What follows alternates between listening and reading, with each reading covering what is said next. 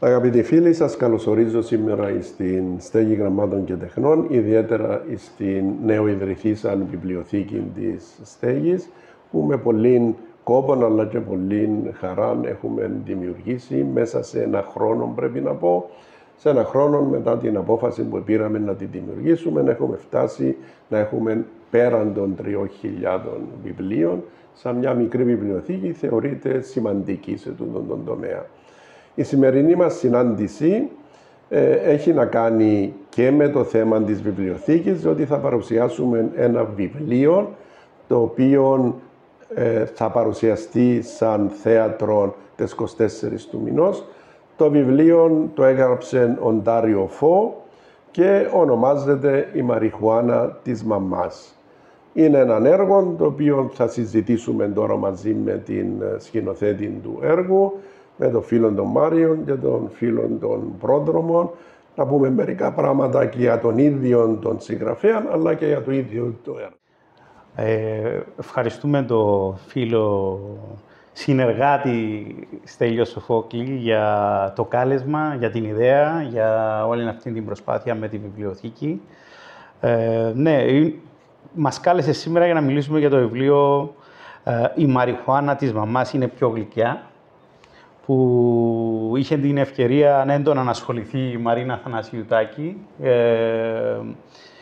όπου θα ανεβάσει μια παράσταση στις 24 Σεπτεμβρίου, την Τετάρτη, στο Μαρκίδιο Θέατρο εδώ στην Πάφο. Είναι ένα βιβλίο σχόλιο, ένα κοινωνικό σχόλιο, που έχει να κάνει με τις συζητήσεις που προέκυπταν τη δεκαετία του 70 στην Ιταλία, περί νομιμοποίησης της μαριχουάνας, και για την παρανομία, τέλος πάντων, των ναρκωτικών ευρύτερα. Υπήρχαν δύο κατηγορίες, αυτοί που θεωρούσαν ότι τα ναρκωτικά δεν πρέπει να απαγορεύονται και ότι οι χρήστες είναι οι τελευταίοι άνθρωποι στη γη, και η άλλη κατηγορία που θεωρούσαν ότι πρέπει τα ναρκωτικά να νομιμοποιηθούν και με αυτόν τον τρόπο να συνεχίσει αυτή η διαδικασία με νόμιμον τρόπο. Στη μέση βρισκόταν ο Ντάριο Φω. Οπότε φαίνεται και από το βιβλίο δεν έχει σαφές πλαίσιο, αν και είναι ξεκάθαρο το τι πιστεύει. Και το ξεκαθαρίζει στο τέλος. Αυτά θα μας τα πει η Μαρίνα, βέβαια. Λοιπόν, ο Ντάριο Φω έχει πάρει το Νόμπελ λογοτεχνίας το 1997 και μάλιστα και ο ίδιος έλεγε, αλλά και οι αντίπαλοι του, ότι έδωσαν το βραβείο σε έναν παλιάτσο. Σε έναν παλιάτσο και μάλιστα αριστερό. Ο ίδιος τους αποκαλούσε τους επικριτές του ως επαρχιακούς διανοούμενους, οι οποίοι έχασαν το έδαφος κάτω από τα πόδια τους όταν έδωσε η Ακαδημία το βραβείο στον Ντάριο Φω. Ο ίδιος αποκαλούσε και θεωρούσε τον εαυτόν του γνήσιο απόγονο μεσαιωνικών παλιάτσων. Ήταν βέβαια τροβαδούρος, ήταν θεατρικός συγγραφέας, ήταν ηθοποιός, ήταν γελοτοποιός, ζωγράφος, εικονογράφος, ιστορικός τέχνης, επαναστάτης και πολιτικός. Πέθανε το 2016. Ασχολήθηκε κυρίως με το, όπως το αποκαλούσε ο ίδιος, εναλλακτικό πολιτικό θέατρο. Και ασχολούνται επίσης έντονα με την πολιτική διαφθορά. Θα το δούμε έντονα στα βιβλία του, ακόμα και στη Μαριχουάνα της Μαμάς, η διασύνδεση του με τους εργάτες στο σιδηροδρόμο. Ακριβώς αυτή η διασύνδεση που προέκυπτε συνεχώς, εκτός από το περιστατικό στον τυχαίο θάνατο ενός αναρχικού που έγραψε το 1971, ήταν εξαιτίας του ότι και ο ίδιος οι σιδηροδρόμοι, οι εργάτες στο σιδηροδρόμο ήταν μέσα στο σπίτι του, διότι ο πατέρας του ήταν διευθυντής των σιδηροδρόμων, των Ιταλικών σιδηροδρόμων. θα αφήσω ακόμα ένα κομμάτι για τη ζωή του για αργότερα. Να πάμε τώρα ίσως για αρχή στον πρόδρομο. Στον πρόδρομο Ανδρέου, φιλόλογο, συνεργάτη της βιβλιοθήκης, για να μας πει λίγα λόγια για τη βιβλιοθήκη, ώστε να συνεχίσουμε μετά πρόσκοπτα με τη Μαρίνα τη συζήτηση. Με τη σειρά μου θα ήθελα να ευχαριστήσω τους συντελεστές του πρώτου εδώ podcast, την πρώτη συζήτηση που κάνουμε, που μου δίνουν την ευκαιρία να είμαι και εγώ ανάμεσά τους ως συνομιλητής. Θα ήθελα να πω ότι η προσπάθεια που γίνεται στη Στέγη Γραμμάτων και Τεχνών Πάφου αξίζει να στηριχτεί από την τοπική κοινωνία. Η κοινωνία της Πάφου έχει ανάγκη, είναι ένα χώρο όπου οι πολίτες θα έρχονται σε επαφή με το πολύτιμο αγαθό του βιβλίου και θα έχουν την ευκαιρία να ακούσουν, να μιλήσουν για το βιβλίο, γιατί το βιβλίο δεν είναι μόνο έναν απλό αντικείμενο που περιμένει σε ένα ράφι. Το βιβλίο είναι έναν κάλεσμα που φωνάζει συνεχώς και μας καλεί να το κατεβάσουμε από το χώρο του και να ανοιχτούμε σε συζητήσεις, αναλύσεις, εξηγήσεις, ώστε πρώτον να βελτιωθούμε εμείς οι ίδιοι ως άτομα και στη συνέχεια ως καλύτερα άτομα να βοηθήσουμε και την ίδια την κοινωνία να προχωρήσει μπροστά. Οπότε ο χώρος εδώ, ελπίζω, φιλοδοξώ και είμαι σίγουρος, γιατί γνωρίζω τα άτομα που αφιερώνουν τον χρόνο τους εδώ και πιστεύουν σε αυτό το εγχείρημα, μακάρι να αποτελέσει την αρχή για κάτι καλύτερο και το πρώτο podcast να είναι η αρχή μιας σειράς podcast και μιας σειράς συζητήσεων για τις τέχνες, για τον πολιτισμό, για τη λογοτεχνία, γιατί πραγματικά χωρίς πολιτισμό δεν μπορούμε να αποκαλούμαστε άνθρωποι.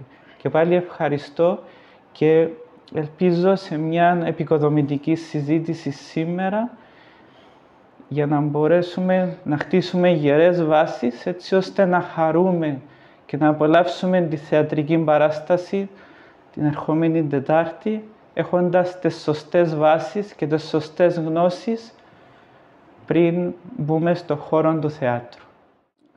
Κύριε Στέλιο, υπόθηκαν αρκετά, οπότε νομίζω πριν προχωρήσουμε, ανοίξει ένας άλλος κύκλος τώρα συζήτησης, να σου δώσω το λόγο για να μας πεις και εσύ από πού προέκυψε η ιδέα και των podcast, αλλά και ευρύτερα του συγκεκριμένου podcast του σημερινού. Ναι.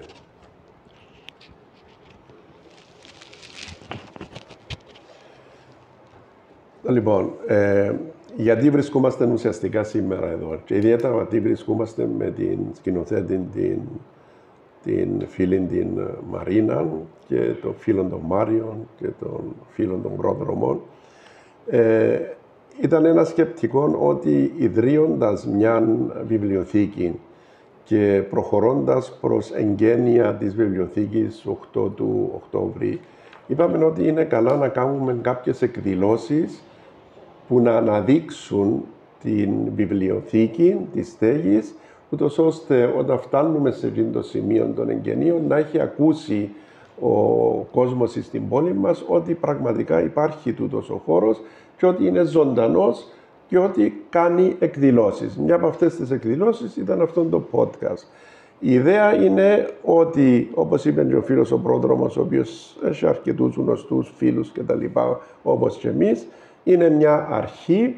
Η ιδέα είναι να προχωρήσουμε, να έχουμε συζητήσεις. Όχι μόνο να έρχεται κάποιος να παίρνει ένα βιβλίο και να διαβάζει, παρόλο που εμείς θα θέλαμε να γίνονται εδώ οι αναγνώσεις για να γνωριστεί και ο κόσμος ο ένας με τον άλλον, αλλά θα ήθελαμε να φτάσουμε σε ένα σημείο που, θα το πω έτσι λίγο με πολύ αγάπη, αν καταφέρουμε μια φορά το μήνα να κάνουμε μια συζήτηση είτε για ένα βιβλίο, είτε για έναν μουσικό έργο, είτε για ένα θεατρικό έργο, είτε για έναν πίνακα, διότι για όλα αυτά τα πράγματα μπορούν να γίνονται συζητήσεις.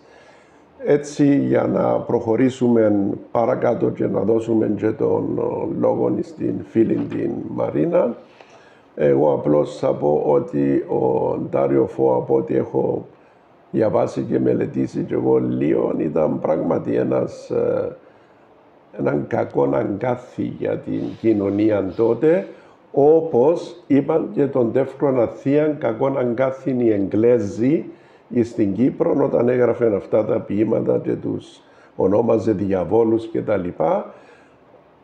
Ο ένας κατάτρεξε τον, και δεν είναι τυχαία πάλι, ένας χριστιανοδημοκράτης δεξιότατος, ο οποίος σε συνδέεται με την Καθολική Εκκλησία, ο Ανδρεώτη.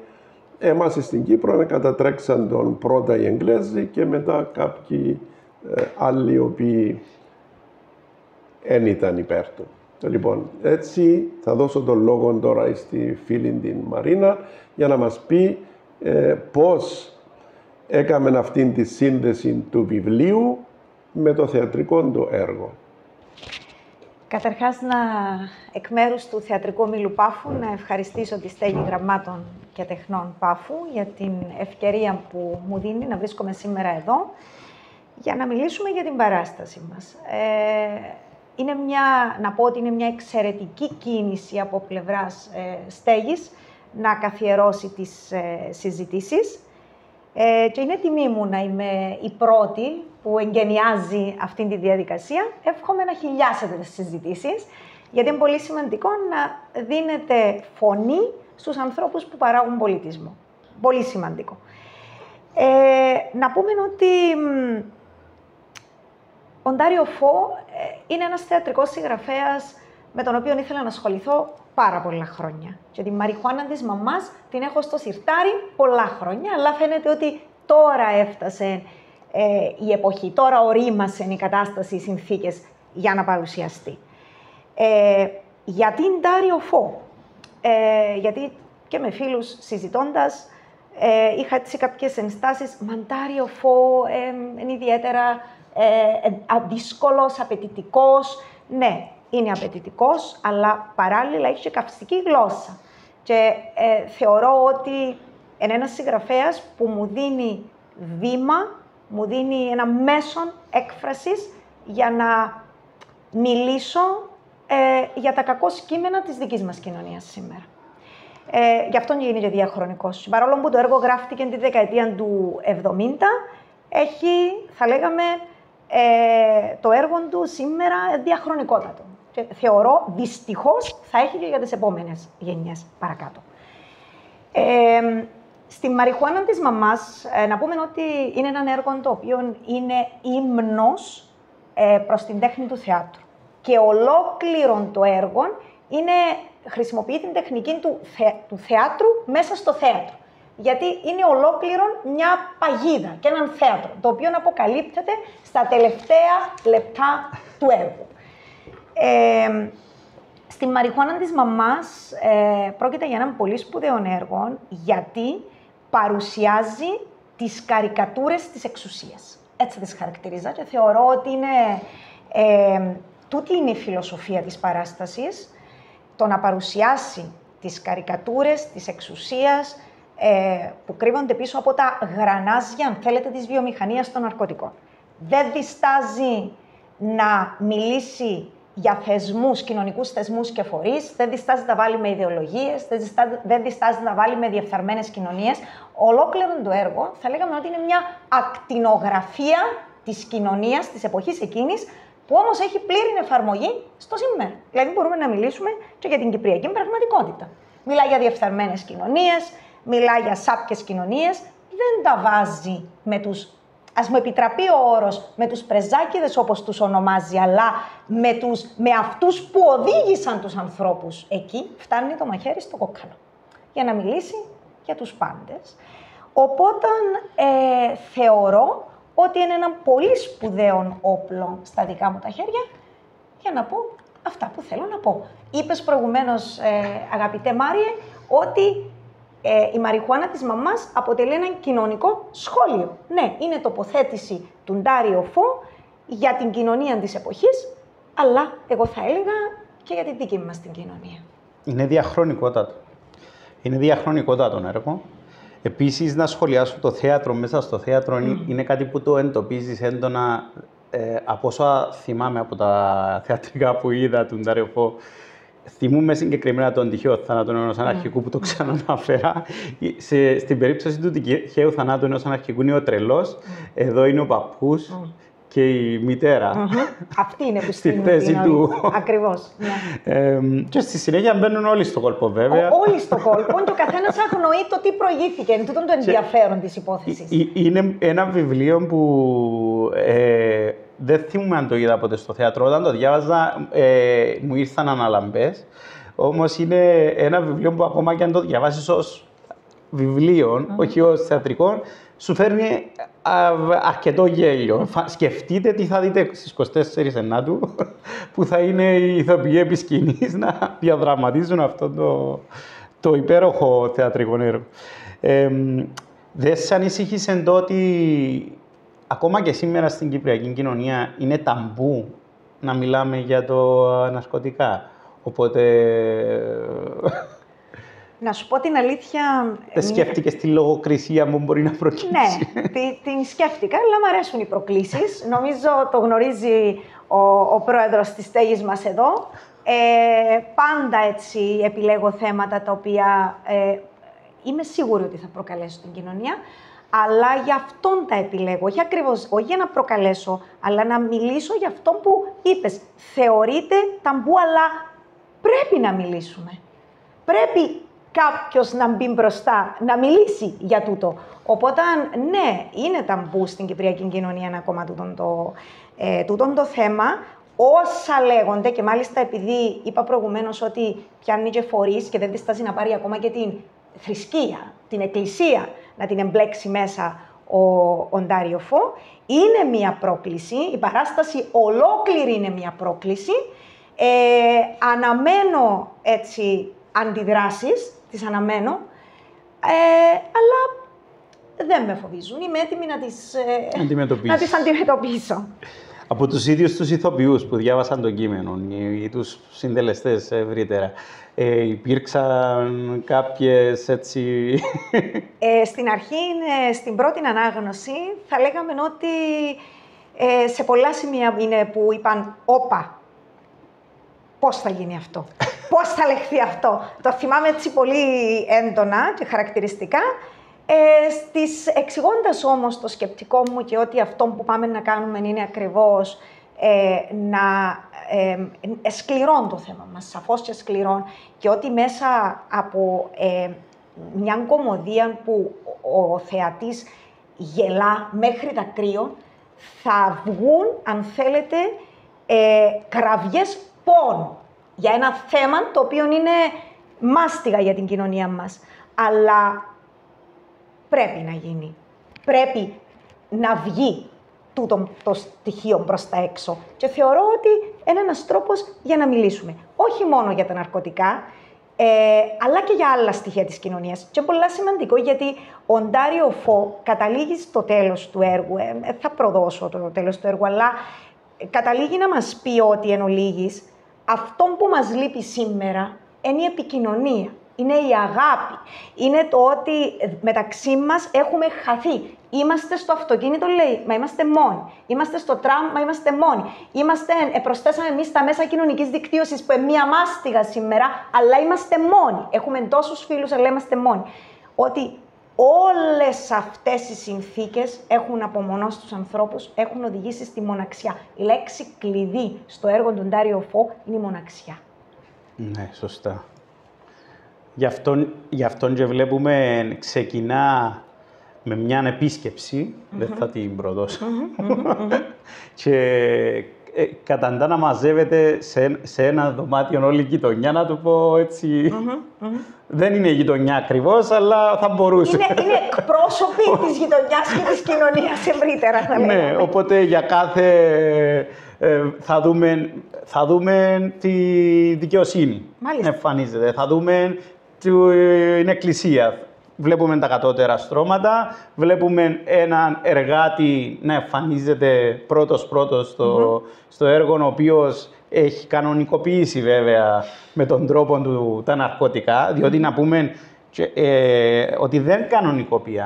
Σε αντίθεση με τις δυτικές παραγωγές που βλέπουμε τις τελευταίες 2 δεκαετίες στην τηλεόραση, που έρχονται οι πανάκριβες παραγωγές που βλέπουμε που κανονικοποιούν τη χρήση, δεν την κανονικοποιεί.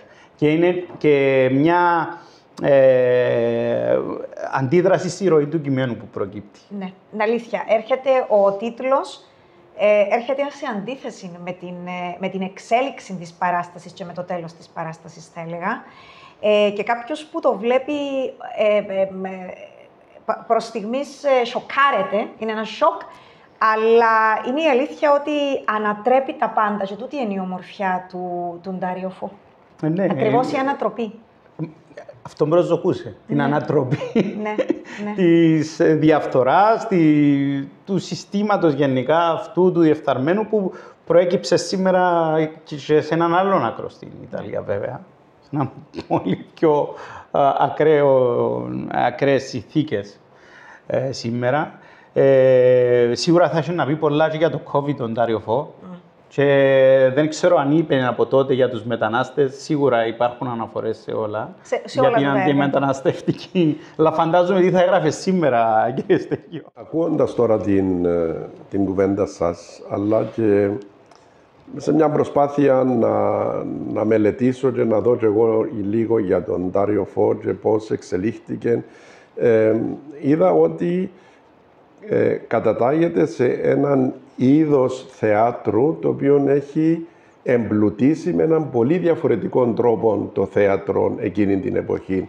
Δηλαδή μέσα από το κωμικό έχει επιβάλει έναν άλλον τρόπο πώς να αναδείξει τα προβλήματα της κοινωνίας, πώς να στυλιτεύσει τους προύχοντες, πώς τους ανεβάζει στην επιφάνεια τις σχέσεις τους, δηλαδή του κράτους, των τραπεζών, την εκκλησία κτλ.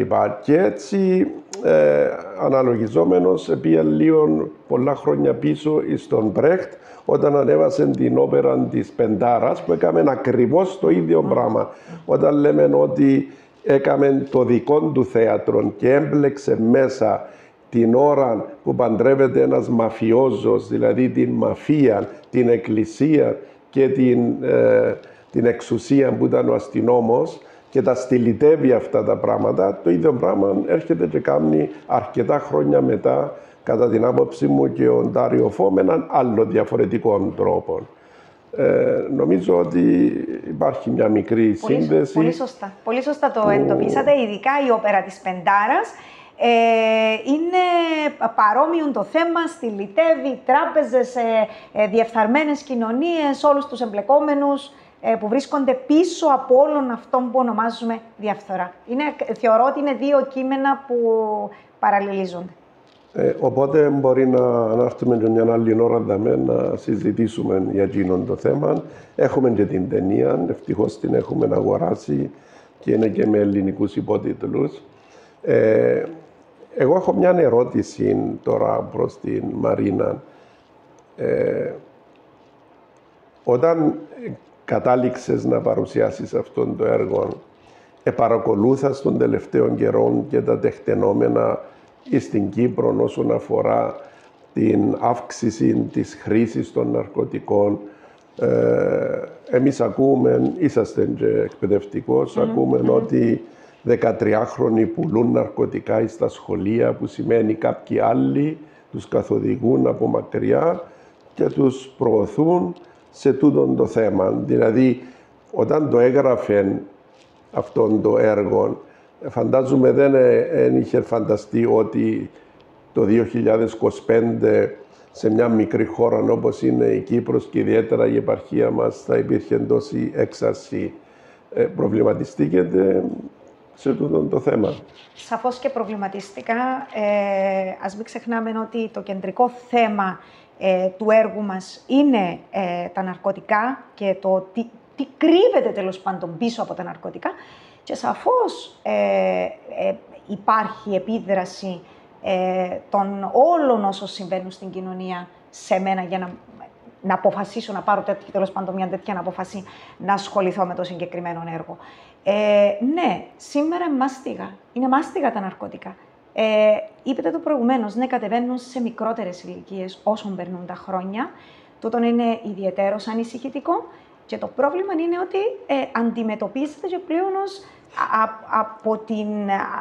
από μικρότερες ηλικίες ότι προσπαθεί να γίνει μια κανονικοποίηση της κατάστασης. Προωθείται, να πούμε, και από τα πρότυπα, τα είδωλα που έχει η νεολαία μας σήμερα. Και τούτο είναι πολύ σημαντικό, το οποίο πρέπει να το επισημάνουμε και να κρούσουμε και τον κόδωνα του κινδύνου και στους ίδιους τους γονείς που αφήνοντας λίγο ανεξέλεκτα τα παιδιά στο τι παρακολουθούν, τι πρότυπα έχουν. Και σήμερα δυστυχώς τα παιδιά μας βυθίζονται επηρεάζονται μάλλον από ανθρώπους που κάθε άλλον παραπρότυπα είναι. Αλλά είναι πλήρως εκτεθειμένοι σε αυτές τις καταστάσεις με όλα αυτά που παρακολουθούν επί καθημερινής βάσεως στα μέσα κοινωνικής δικτύωσης. Οι οποίοι που θέλουν να θεωρούνται και πρότυπα, έτσι, εντός πολλών εισαγωγικών, προωθούν στα παιδιά μας ότι μια κανονικότητα και για να είμαι πρέπει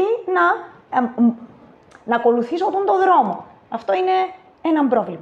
Πάρα πολύ σοβαρό. Και ένας λόγος που προχωρήσαμε στο να ανεβάσουμε τον έργο είναι ακριβώς για να κρούσουμε έτσι τον κόδωνα του κινδύνου, να χτυπήσουμε έναν καμπανάκι. Όχι γιατί να αλλάξει το θέατρο τον κόσμο. Το θέατρο δεν μπορεί να αλλάξει τον κόσμο, αλλά μπορεί να αλλάξει λίγο, να βάλει έτσι, να προβληματίσει έστω και λίγο τους ανθρώπους. Και 5-10 άτομα να προβληματίσουμε, τότε είναι πάρα πολύ σημαντικό. Εγώ θα ήθελα να ρωτήσω και τον φίλο των πρόδρομων, επειδή έκαμε αναφορά στα μέσα κοινωνικά δικτύωσης, ο πρόδρομος μίλησε για τη σημασία του βιβλίου, να μας πει αν έχει έτσι μια σκέψη, μια άποψη, πώς θα μπορούσαμε να λειτουργούσαμε και εμείς εδώ στη Στέγη, μέσα από ένα ποιοτικό βιβλίο που όταν κοιτάξει κάποιος γύρω τα ράφια μας έχουμε αρκετών ποιοτικών βιβλίων σε πολλά επίπεδα. Η αλήθεια είναι ότι πλέον τα κοινωνικά δίκτυα έχουν μπει για τα καλά στη ζωή μας και επηρεάζουν τον τρόπο που επικοινωνούμε με τους γύρω μας, τον τρόπο που προσλαμβάνουμε υλικό, τον τρόπο που σκεπτόμαστε. Πλέον άνθρωποι δεν μπορούν να συγκεντρωθούν σε μεγάλα διαστήματα, να παρακολουθήσουν, να εκφέρουν λόγο και η νεολαία βρίσκεται συνεχώς δικτυωμένη. Οπότε για να συναντήσεις την νεολαία πρέπει να αρχίσεις να μιλάς τη γλώσσα τους και θεωρώ πρέπει και σωστό η Στέγη να βρει έναν τρόπο, κατά κάποιον τρόπο να μιλήσει τη γλώσσα τους, να εξυγχρονιστεί με τη σειρά της και σίγουρα podcast σαν το σημερινό μπορούν να λειτουργήσουν μέσα σε αυτόν το κλίμα και σίγουρα παραστάσεις σαν αυτή που θα γίνει την ερχόμενη Τετάρτη μακάρι να βρουν τους κατάλληλους αποδέχτες ως προς τις ιδέες, γιατί όπως είπατε η κοινωνία μας νοσεί και πρέπει επειγόντως να βρεθούν λύσεις για να μπορέσουμε επιτέλους να πάμε μπροστά και να βελτιωθεί η ζωή μας. Κάνω κι εγώ με τη σειρά μου έναν ερώτημα. Λαμβάνετε πάντα υπόψη σας και τις αντιδράσεις του κοινού σε κάθε επόμενη σας παράσταση? Δηλαδή, μετά την παράσταση της Τετάρτης, αν δείτε κάποιες αντιδράσεις ή αν έχετε κάποια ερωτήματα, αυτά μπορούν να αποτελέσουν και υλικό για μια μεταγενέστερη σας παράσταση, δηλαδή τροφοδοτούν, επηρεάζουν τις ιδέες, το στήσιμο, τη σκηνοθεσία ευρύτερα. Σε κάθε μας παράσταση φροντίζουμε να είμαστε ανοιχτοί προς το κοινό. Πάρα πολύ σημαντικό τούτο. Να ακούσεις λίγο και την άποψη του κοινού στο τέλος της παράστασης. Παρόλο που δεν θέλω να αποκαλύψω πολλά για το τέλος της παράστασης, εν τούτης θα λέγαμε ότι έχει έτσι είναι ανοιχτό το τέλος της παράστασης προς το κοινό. Απλά να πω ότι ανοίγουν τα φώτα πλατείας και ξεκινά κάτι άλλο. Οπότε να μείνουμε ενός εδώ, αλλά απαντώντας στο φίλο πρόδρομο, να πω ότι ναι, οι συζητήσεις που γίνονται με το κοινό στο τέλος των παραστάσεων, είτε σε προσωπικό επίπεδο ή αν το επιτρέπει η παράσταση να εμπλακούν και αυτοί μέσα, ναι, αποτελούν τροφή για σκέψη για επόμενες μας παραστάσεις. Πολλές φορές έχει γίνει αυτό. Και πολλές φορές βγαίνουν στην επιφάνεια πράγματα που εμείς μπορεί να μην τα είχαμε σκεφτεί όταν και εγώ προσωπικά σαν σκηνοθέτητα των παραστάσεων, αλλά και οι ηθοποιοί στις συζητήσεις που κάνουμε μπορεί να μην τα είχαμε σκεφτεί. Και βγαίνουν ερμηνείες και στοιχεία τα οποία είναι πάρα πολύ ενδιαφέροντα. Πολύ ενδιαφέροντα. Και φαντάζομαι θα υπάρχει το ερέθισμα για να αναπτυχθούν διάφορα ζητήματα. Πως για παράδειγμα το ζήτημα της θέσης της γυναίκας στην κοινωνία, που το αναπτύσσει ιδιαιτέρως. Είναι το ζήτημα του ενοικίου και κατά πόσο πρέπει να πληρώνεις ενοίκιο στην τελική ή όχι, το οποίο δεν αναπτύσσεται, απλά δείχνει τη βία των ψηλών ενοικίων που δεν επιτρέπουν στους ανθρώπους να ζήσουν ουσιαστικά. Πολύ σωστά. Επίσης η ανεργία, η υποαπασχόληση, η χαμηλή μισθή, η βία που προέρχεται από την εξουσία, ας το πούμε πολλές φορές. Επίσης, στις περιπτώσεις που αντιδρά ο λαός, στις διαδηλώσεις, όταν βγαίνει προς τα έξω, είναι ένα θέμα που κτυπά ο Ντάριο Φω και πώς ασκείται βία από την εξουσία ουσιαστικά για φήμωση του ανθρώπου. Αυτά είναι αρκετά ζητήματα. Δεν είναι μόνο το θέμα των ναρκωτικών. Δηλαδή, ερχόμενος κάποιος στο θέατρο την Τετάρτη να δει την παράσταση, δεν θα μιλήσουμε μόνο για τα ναρκωτικά. Αυτό είναι ένα θέμα. Είπα και πριν ότι το έργο, το συγκεκριμένο, είναι ακτινογραφία της κοινωνίας. Άρα μπορείτε να φανταστείτε τι θα ακούσετε και τι θα δείτε. Έχεις αλλάξει, ακούσαμε για τα μέσα κοινωνικής δικτύωσης που τα έχεις εντάξει μέσα στο κείμενο. Ναι. Υπάρχουν και άλλες αλλαγές, διότι ο θεατής δεν θα είναι σε θέση να γνωρίζει. Σωστό. Έχω κάνει διασκευή στο έργο, γιατί να πούμε ότι είναι ένα τεράστιο έργο, που αν το παρουσιάζαμε κανονικά θα πήγαινε τουλάχιστον 3,5 με 4 ώρες. Εμείς δεν μπορούμε να το πάρουμε τόσο.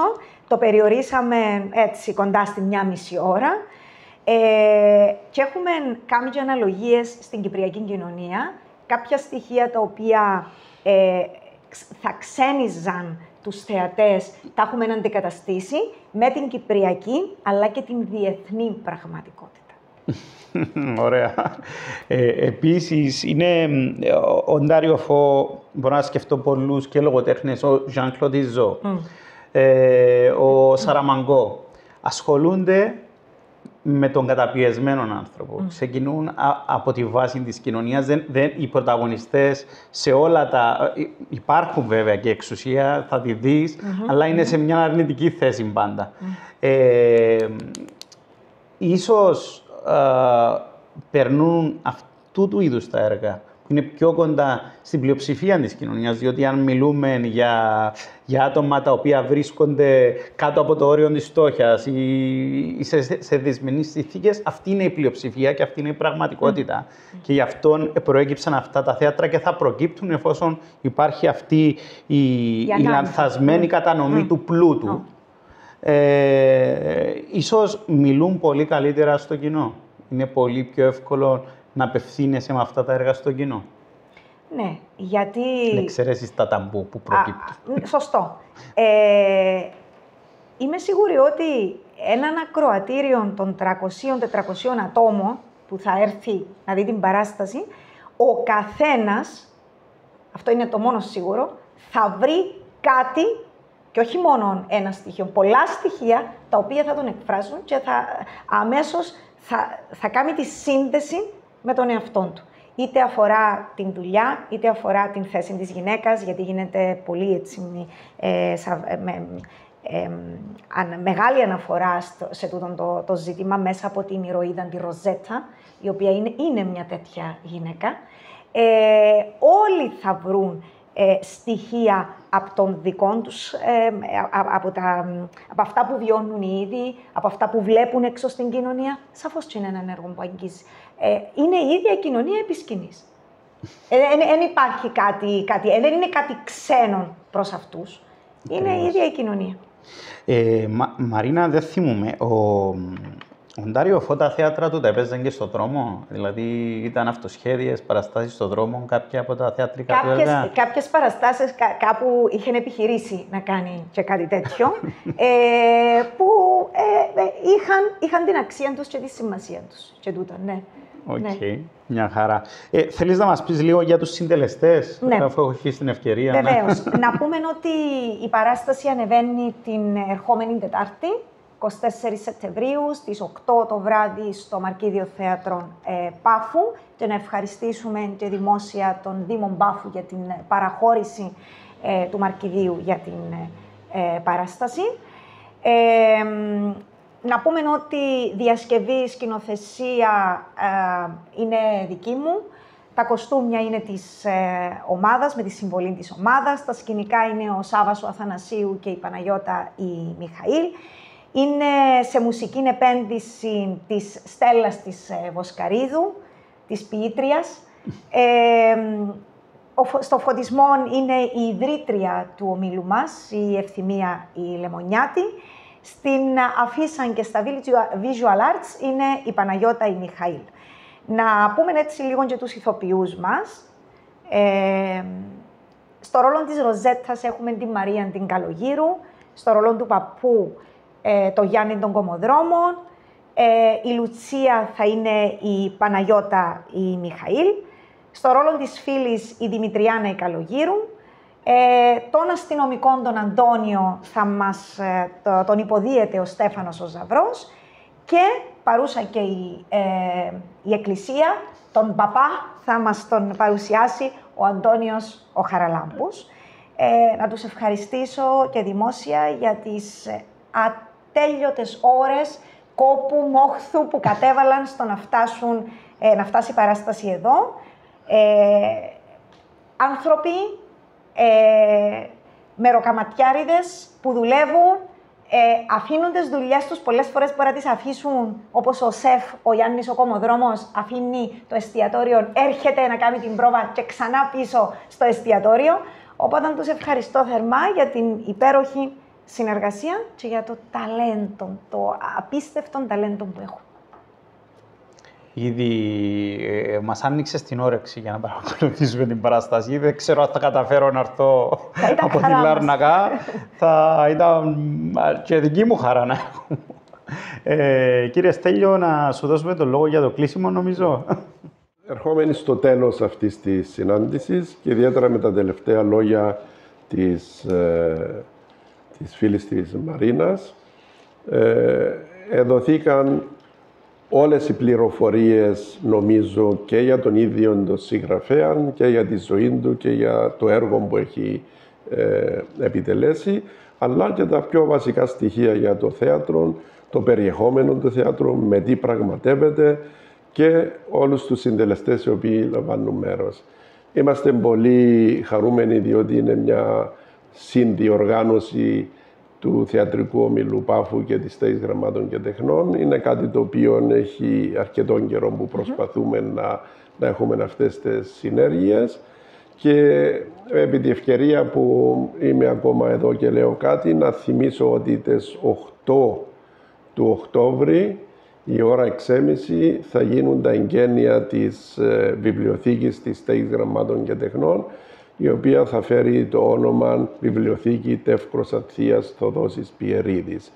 Και σας καλούμε όσοι θέλετε και όσοι έχετε χρόνο να παρευρεθείτε σε αυτά τα εγγένεια. Θα είναι ενδιαφέρον, διότι θα υπάρχουν και συγγενείς από τους δύο εξαίρετους ποιητές. Ευχαριστώ για την παρουσία σας και αισιοδοξώ για την επόμενη συνάντηση.